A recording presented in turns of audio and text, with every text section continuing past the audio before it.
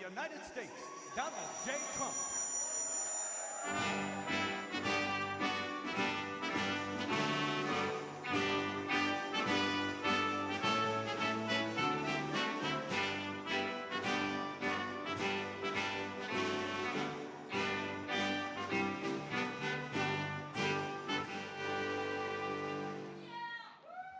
Well, thank you very much.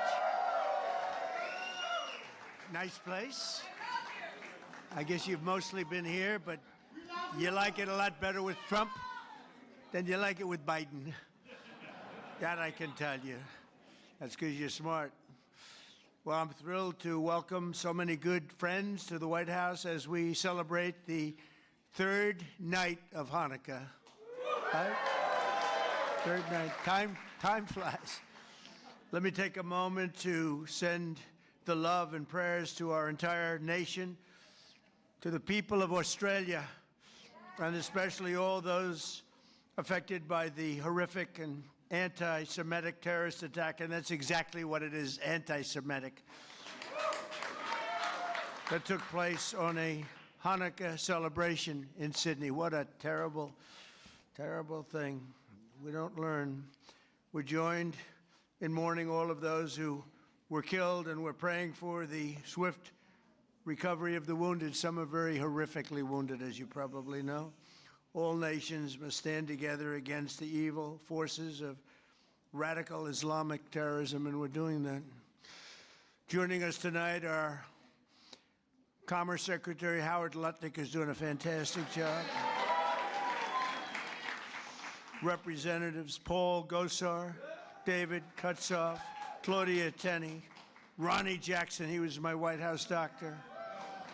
Ronnie was asked, who is the healthiest of all? Was it Barack Hussein Obama?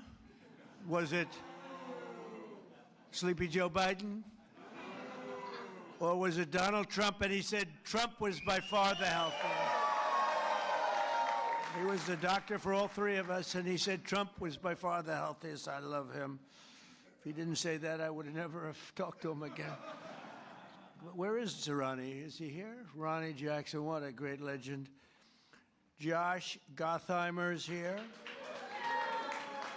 Mr. Salt is here, Mike Lawler. He's the only guy could have gotten that for New York.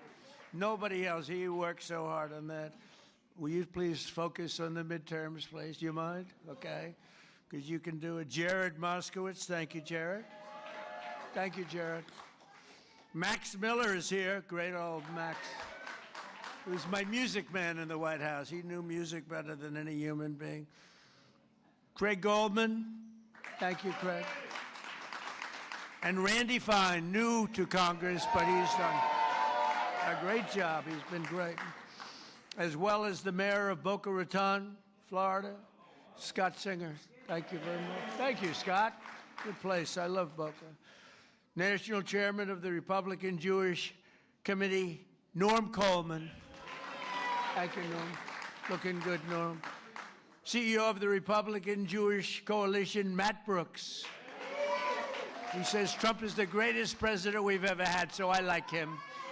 I'll take Matt any day. Thank you, Matt.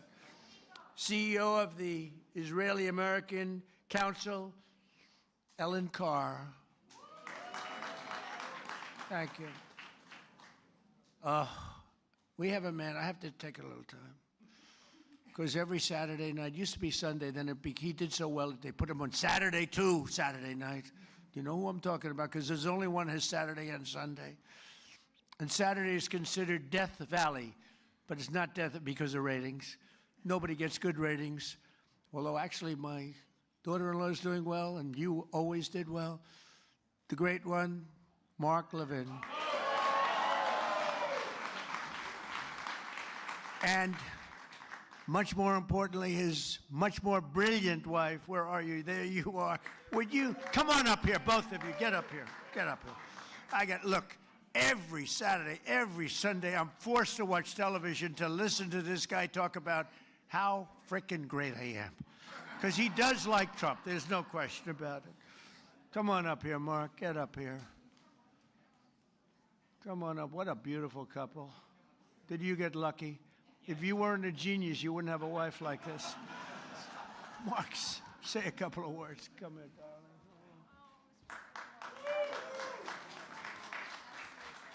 And these people do like Israel. Hold on. And he loves Israel too. It's true. 2 seconds. Just 2 seconds. 6 years ago, I was up here, and I said, "This is our first Jewish president." It's true. Now he's the first Jewish president to serve two not consecutive presidencies. We thank you That's for right. everything. That's right. Bad things happened on the second one. Namely, the election was rigged. And we found out, and you see that happening. But, And you are the greatest president. thank you very much. And God bless you. I miss you. I miss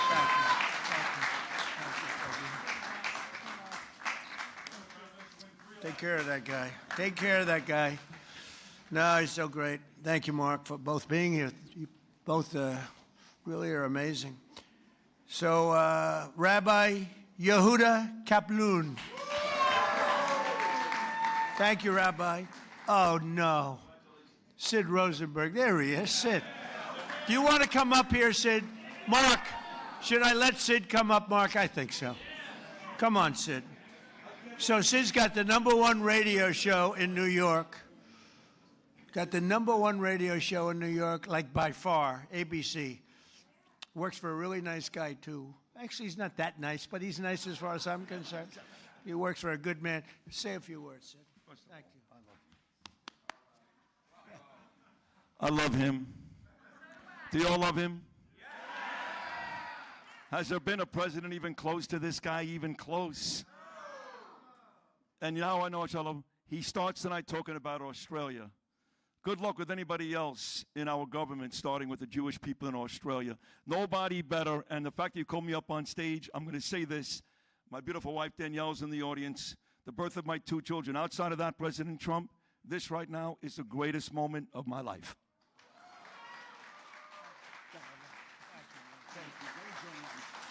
He's almost crying. He never cried. He hasn't cried since he's a baby. Well, he's a great guy and a great man, and he loves Israel. And boy, you got some good people. Harmeet, thank you very much. Harmeet Dillon is here. And she sues the ass off of anybody that is anti-Semitic. She's doing a lot of them right now. Harvard wished they never heard her name, right? They're going to pay a lot of money, right, Harmeet? We're going to pay a lot of money. Sid, it's an honor to have you up, and you do a great show, and we appreciate it. And say hello to the Casamatides person, who's fantastic. And another person, I really love her. I think she's a beautiful woman. You're not allowed to say that anymore, because if you do, it usually means the end of your political career, but I've been threatened much worse than that. I think she's a beautiful woman, inside and out. Liz Pipko. Liz, come up here. Enough with the Sid and the Mark. Come on up here. Look at her. She has been so strong for Israel and for our country. Let's say a few words, please. Hi, thank you. First, I want to address the elephant in the room, which is me tonight. I am grateful to President Trump for so many things, but now most of all, I'm grateful for this tiny miracle which exists because Donald Trump ran for office in 2016. I met the love of my life on that campaign, and now in addition to saving the world, I will have a child, thanks to President Trump. And much more importantly, the Jewish people have been through a lot, of course, the last few years, last weekend, and I just hope on this holiday of miracles, we realize what a miracle it is to be in the greatest country on the face of the earth, in the most beautiful building, and with the greatest president this world has ever seen.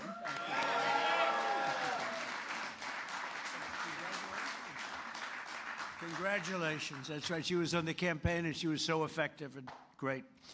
And we always have to remember the ones that have been great in good times and bad. That's why Mark and the people I introduce, because I don't introduce them when they're just sort of good.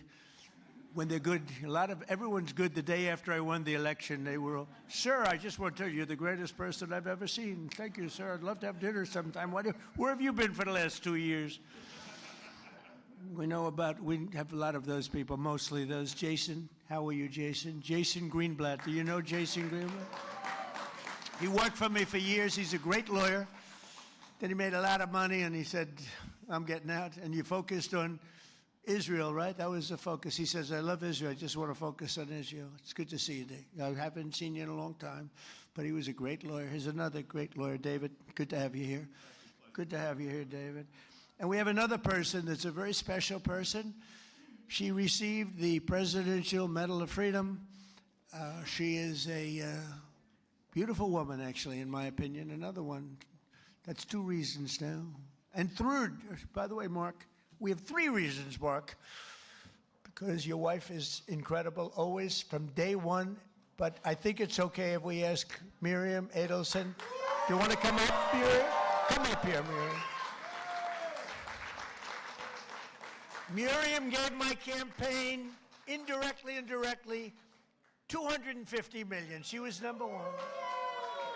When somebody can give you $250 million, I think that we should give her the opportunity to say hello. And Miriam, make it quick, because $250 million is not what it used to be. Okay? Hello, darling. Come in. Incredible woman with a great husband, a man that loved Israel. Well, Mr. President, when you were in the Israeli parliament and you gave a speech and you saw me from far away, at that time I came with a scooter to the parliament just to hear you. I wanted to hear you alive. And then you say, Miriam Adelson, and I stood for a second, but it was so painful, so I sat. Then you screamed, Miriam, stand up! And I wish you would have known, but I stood up and heard all your compliment, and thank you very much. I saw you back there standing. Yeah, you saw me. She stood Thank up you. bravely. And now I met Alan Dershowitz, and he said the legal thing about 4 more years, and I said, Alan, I agree with you, so we can do it. Think about it. Alan's and I here would someplace. Where's Alan? Alan is here? Oh, he had a flight. Alan is here?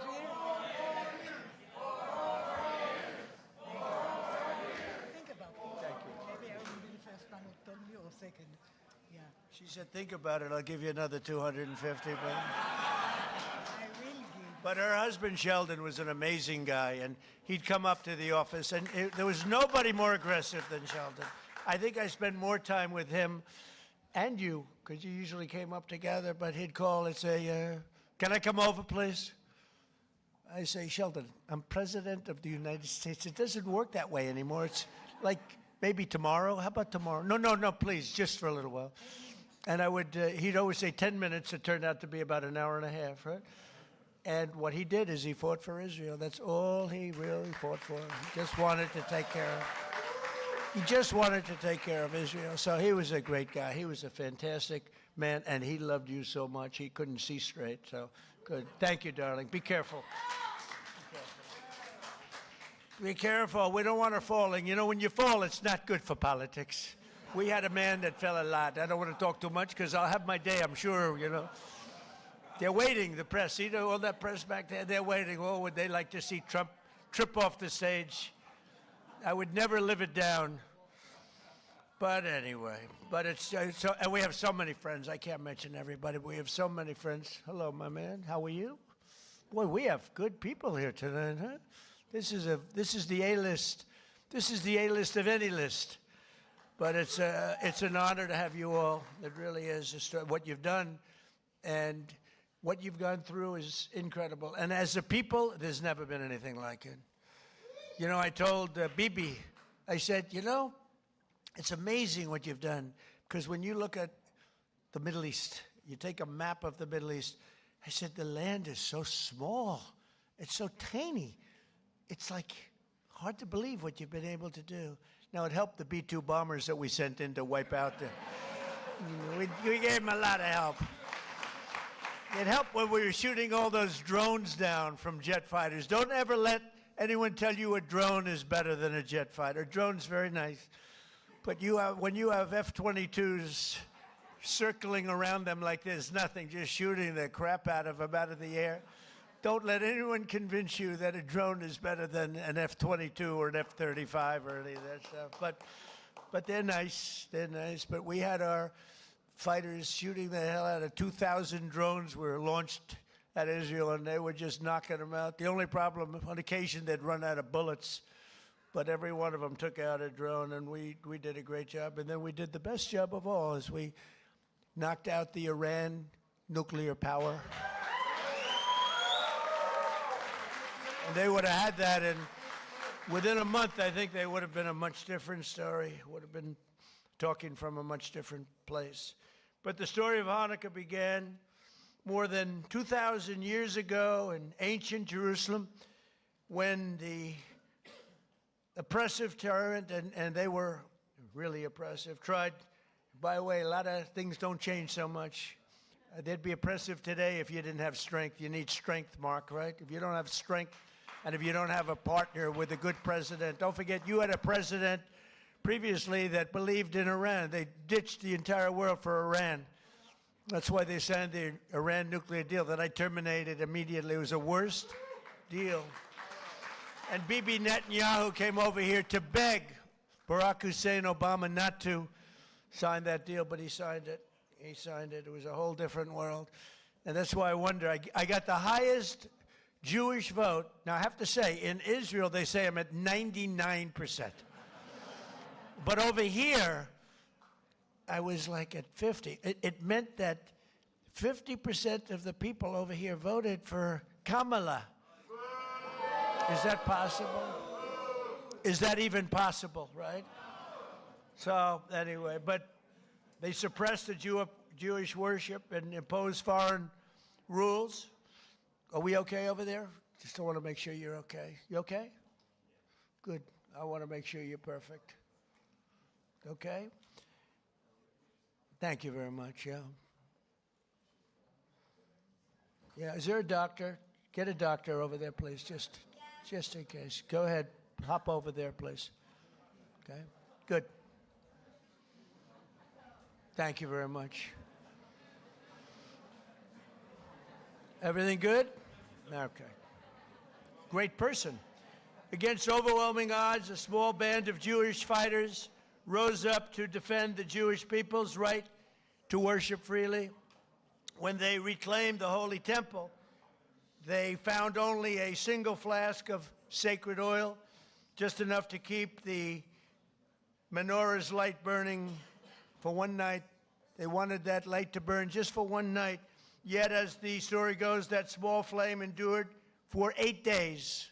Do you know that story? Does everybody know that story?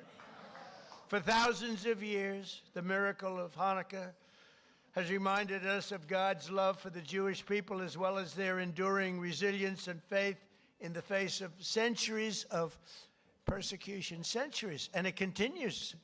It continues. Who would believe this could continue? And it sort of started here with schools and universities, and Harmeet's taking care of that situation very strongly in the Department of Justice, right? Who would believe it? But we're grateful to be joined by another reminder of that unbreakable strength, two courageous survivors of the Nazi Holocaust, Jerry Worotsky and Michael Bornstein. Where are they? Where are you guys? Well, you look good. You look better than I do. You look fantastic. Jerry was only 9 years old when the Nazis invaded Poland. He lost both of his parents in the camps, but refused to let their murder defeat him. After the war, he came to New York, where he had an incredibly successful career, became very successful, and became a good friend of Melanie and myself. And I want to thank you, Jerry, and that's incredible what took place. Thank you very much. Thank you, Jerry. Thank you very much. And Michael Bornstein lost both his father and mother in Auschwitz when he was just a very young man, a toddler actually. Through the love and sacrifice of other family members, he managed to survive and reunite with his mother in later years. They would come to America, where Michael received a scholarship to college and eventually earned a PhD in chemistry and became one of the most brilliant chemists anywhere around. So Michael and Jerry, I want to just thank you. We're honored to have you. This whole group of people are very honored to have you both. Thank you very much. Thank you. Thank you very much. Thank you, Michael. As President of the United States, I will always support Jewish Americans, and I will always be a friend and a champion to the Jewish people. I have been. And I will say, you know, if you go back 10, 12, 15 years ago at the most, the strongest lobby in Washington was the Jewish lobby. It was Israel. That's no longer true. You have to be very careful. You have a Congress in particular which is becoming anti-Semitic. You have AOC +3. You have those people, Ilhan Omar, she hates Jewish people. And you have to be very careful because there's been a big change. You know, if you go back 15 years ago, I'm not Jewish, but my father was very friendly with many, many Jewish people, was honored by Federation. I would go with him to Federation of Jewish Philanthropies and many other things. And we grew up respecting and loving Jewish people. You know, you don't even think about it. In Brooklyn and Queens mostly. And my father didn't go to Manhattan. He never went to Manhattan from the standpoint. He could never understand how in Brooklyn you could buy a piece of land for $3 a foot and how in Manhattan you had to pay $1,000 a foot. He said, I can't get that. I don't like it. I like to buy it for $3. So it was different. It's a different thinking. In a way, I'm glad he didn't do that because he let me have some of that fun. And I had a lot of fun in Manhattan. We did great. But my father would tell me the most powerful lobby that there is in this country is the Jewish lobby. It's the Israeli lobby. It's not that way anymore.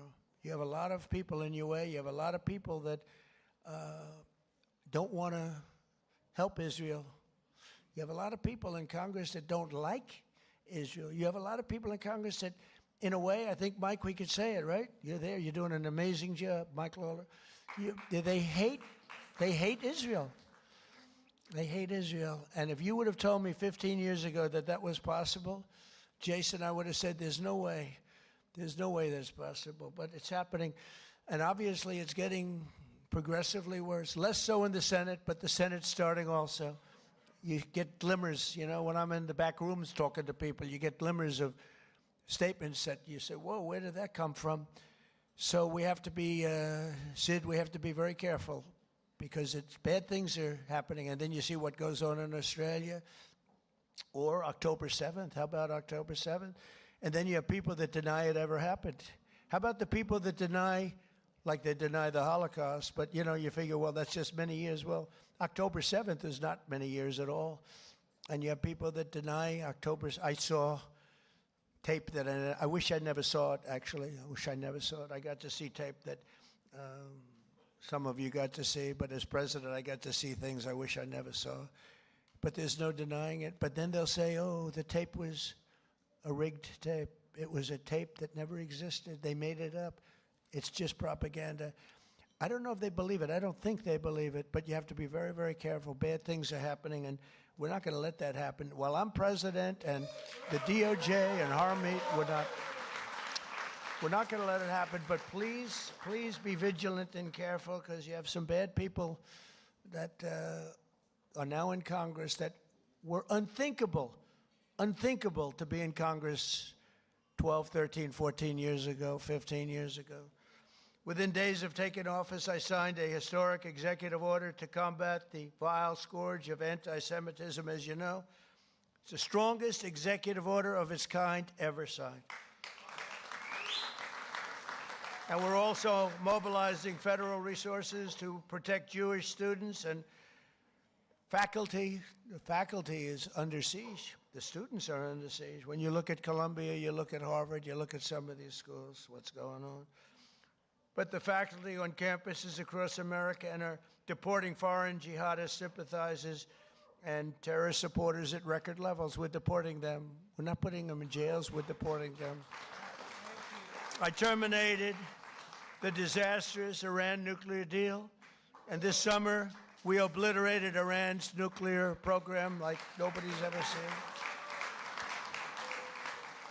And even that, CNN fake news, they're back there. The camera's roaring. The light will go off in any second now. They hate when I mention their name because they know it's only bad because they're crooked as hell. They're fake news, you know, the term. I think it's one of my better terms, Sid, right?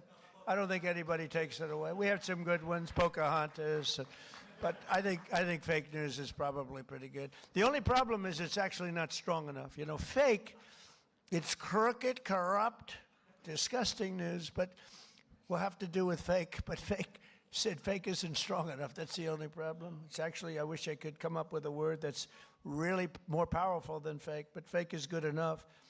But CNN with the attack on Iran, they said, well, I used the word we obliterated them. You know why? Because the pilots told me they know better than anybody, and the pilots told everything, and then we had visuals. And these pilots are coming back after having endured the most dangerous ride. I said, did you guys, I had them all to the Oval Office.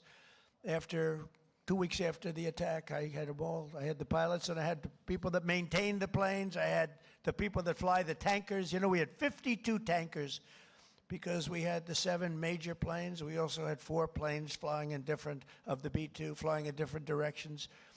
Iran didn't know what the hell was happening. But we had a whole force of F-22s, most beautiful fighter jet ever made, most powerful fighter jet ever made. And F-35 is a brand new one.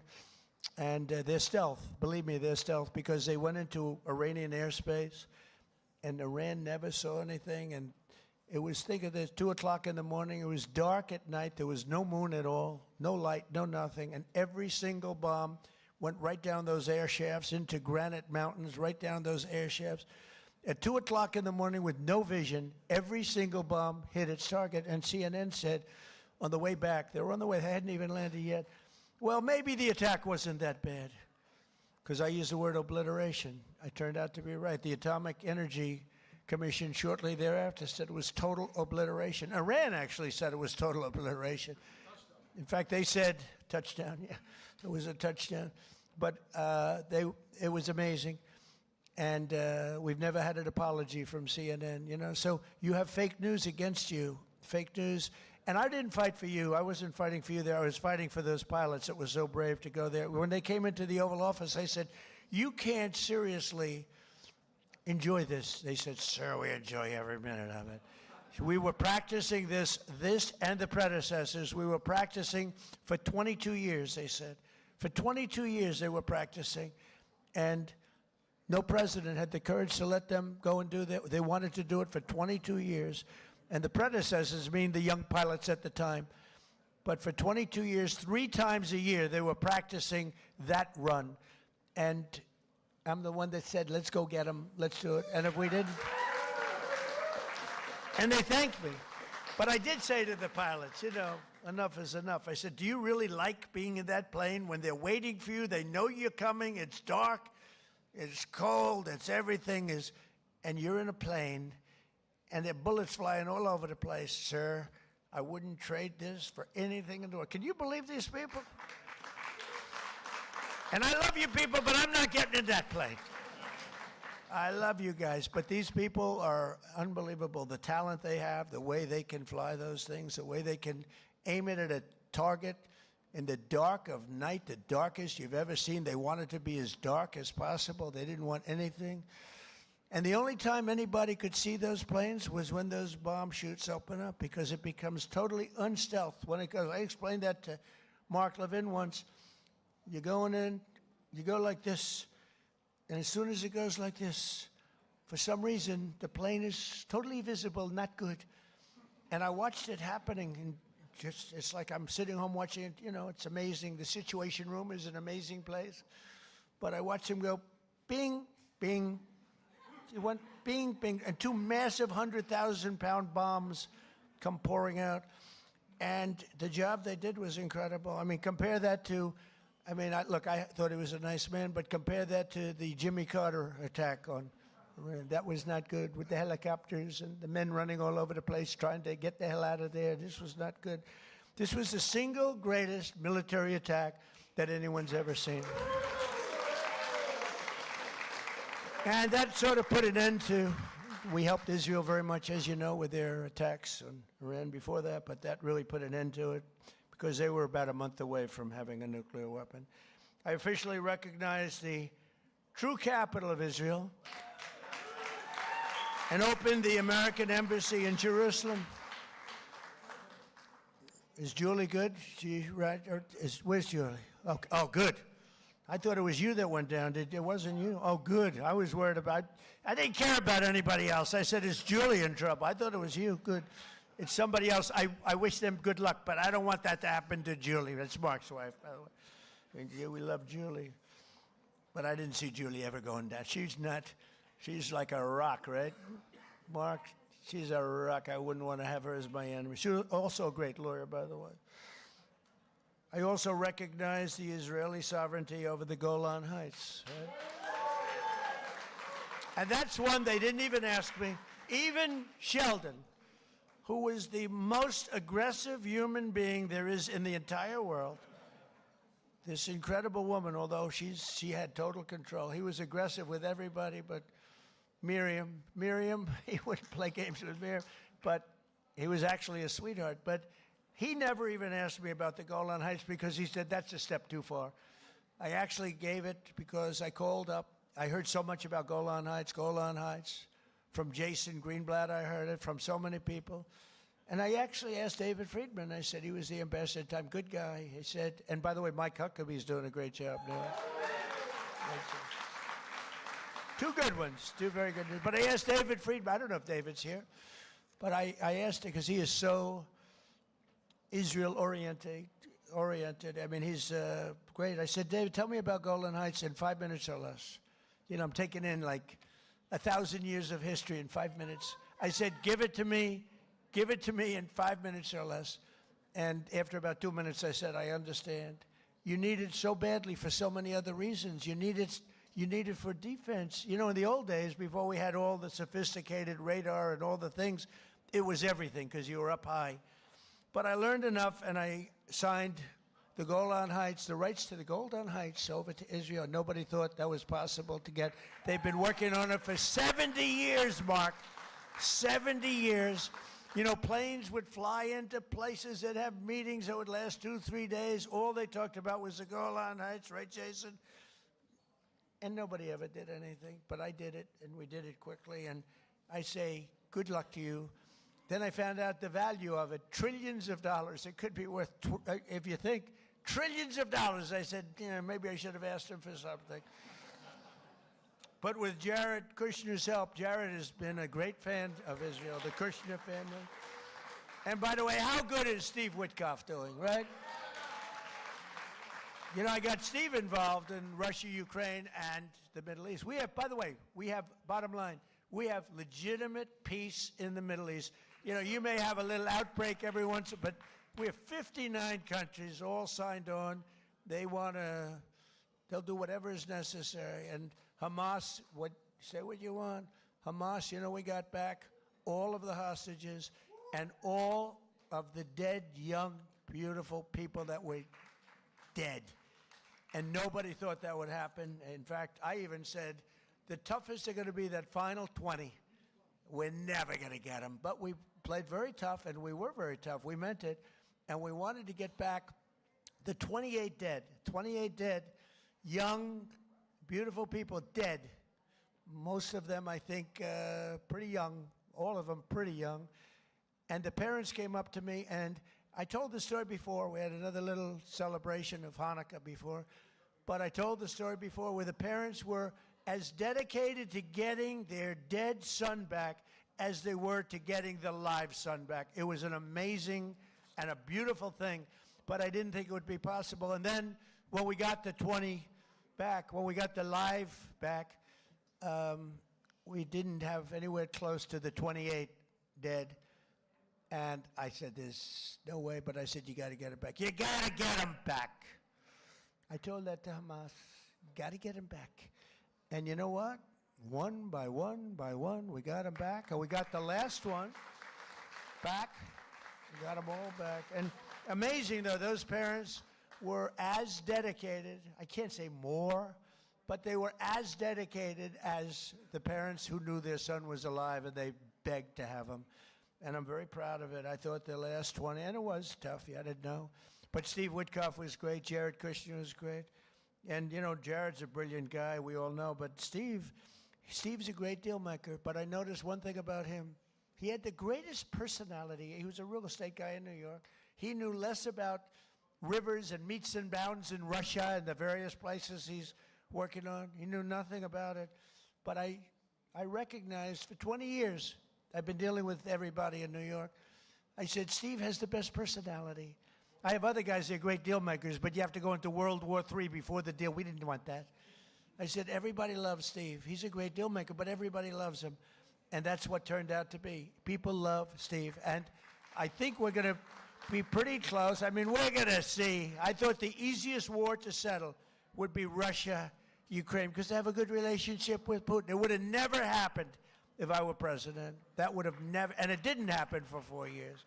Putin understood, would have never, ever happened.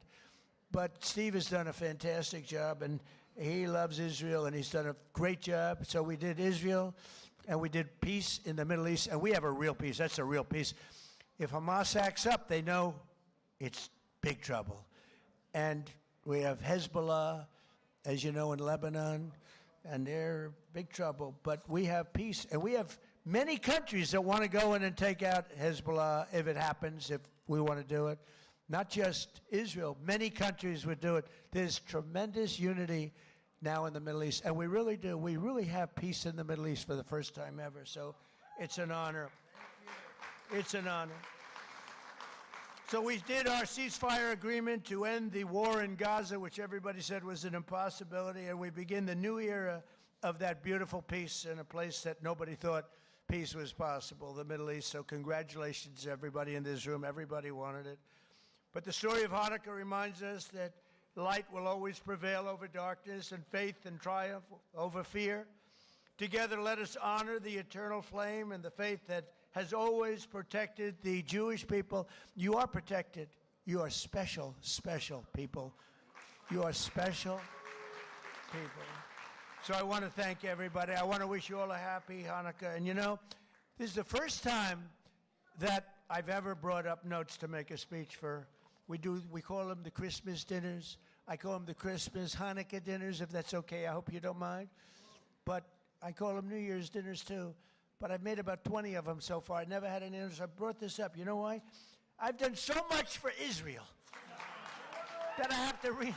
Look at it. I got like pages. And I don't want to leave anything out. I don't want to leave Golan Heights out. I want to tell you what we did. But it's an honor to help you. I have so many friends, and a lot of you are right in this audience. Very special group of people. You know, for every time we have one of these parties, we have to turn down 10 people for everyone that makes it. It's the White House. Soon you'll have a ballroom that's so big I can handle. And we just won the case today. Did you know that, Mark? We just won the case. We got sued. We're donating a $400 million ballroom, and we got sued not to build it. For 150 years, they've wanted a ballroom, and we're giving them, myself and donors are giving them, free of charge, for nothing. We're donating a building that's approximately 400 million. I think I'll do it for less, but it's 400. I should do it for less. I will do it for less. But just in case I say 400, otherwise if I go $3 over, the press will say, it costs more. I build under budget and ahead of schedule. Right, Jason? Always. I know how to build under budget. I build good. But we won the case. They asked for a restraining order to stop us from building a magnificent ballroom. I said, who would ask for a restraining? We're giving them, Sid, a $400 million. It'll be the most beautiful ballroom, and it'll handle inaugurations. It's got 5-inch thick glass windows. It's impenetrable by anything but a howitzer. It's impenetrable. Now, I will say, if I'm up making a speech someday, Mark, and I hear ding, ding, ding, I'm out of there. But we have it's going to be one of the greatest. I think it'll be the greatest ballroom anywhere in the world. But I said, who else but in our country would sue to stop a $400 million beautiful ballroom that people have been after for the White House? The White House has wanted a ballroom for 150 years. You know, they used to use a tent, and they have a tent, and the tent would go in a very low area because it's the only area that can handle a big tent. And if it rained, the rain would go over the woman's beautiful shoes with the high heels, about 6, 7 inches worth of water. They'd be sitting in the water, and people said, would rather have that than a brand new. This ballroom is going to be amazing. Also designed to handle the inauguration so that you have total safety from not only the weather. January 20th is always a disaster from the coldness standpoint. But, you know, we had it in the Capitol, and there was nothing more beautiful. But from a safety standpoint, we can do better. So we're going to have something that's really, really spectacular. And I thank the judge in the case for the courage in making the proper decision, because we didn't want to be held up. We would win that automatically anyway, but we didn't want to be held up or delayed. We want to go. And right outside, you see the pile drivers going boom, boom, boom. And my wife is being driven crazy. She said, this is not what I had in mind. You know, the first day she was great. She heard these piles that go down 150 feet into the ground. Boom. Second day, she was okay. Third day, she wasn't thrilled. And after that, it's been brutal. But you know what? You're going to have the greatest ballroom anywhere in the world, and you're going to love it. It's going to fit beautifully with the White House. Happy Hanukkah. Have a great year. We love you, and we love Israel. Thank you very much. Thank you. Thank you, Mark. Thank you.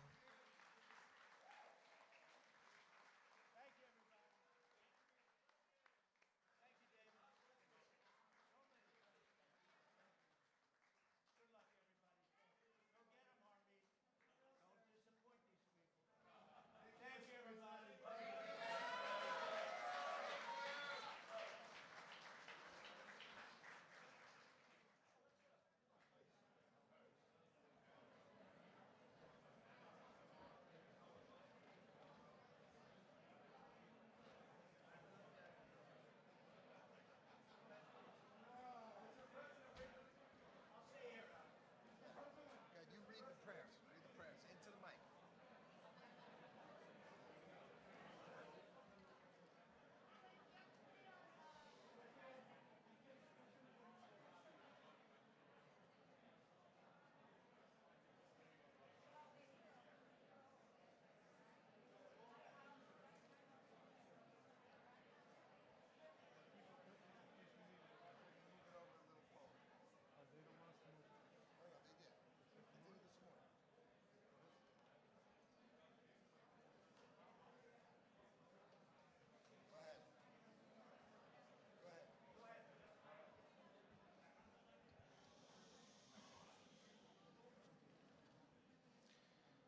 Good evening. We're about to proceed to light the menorah.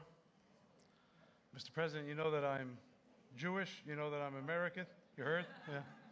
You know that I'm American, but you may not know that a very large part of my family lives in Australia. And that includes some of those who had escaped the attack and some who didn't.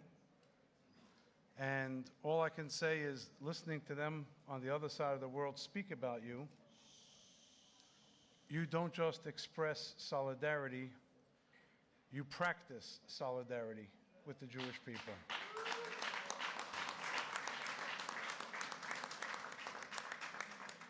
And you practice solidarity with Israel, perhaps in a way we've never seen before, to the extent that many people say, and many people believe, that you may very well be, even among the friends of Israel and the Jewish people we've had, the most, the strongest, the deepest friend that Israel and the Jewish people have ever had here in the White House.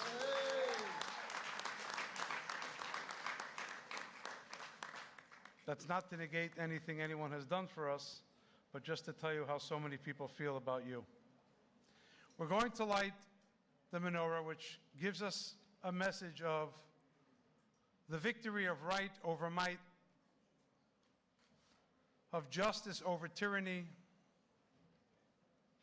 of light over darkness. And it is especially in this time when the Jewish people has so much of a burden that we need this light. We need this strength, not only from each other, but from you, Mr. President, who constantly remind the world that even if they all turn against us, God forbid, you never will.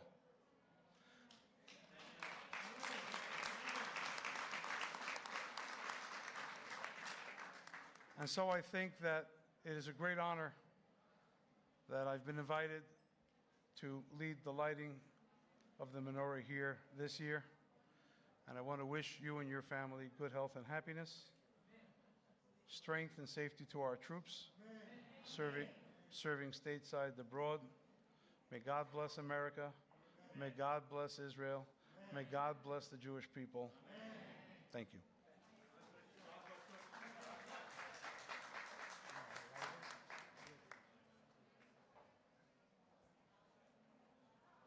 We're going to make two blessings. We're going to make two blessings, after which we're going to light 3 candles. And then all those who know the words can join us in Ma'oz Tzur. Please join if you know the words and the tune.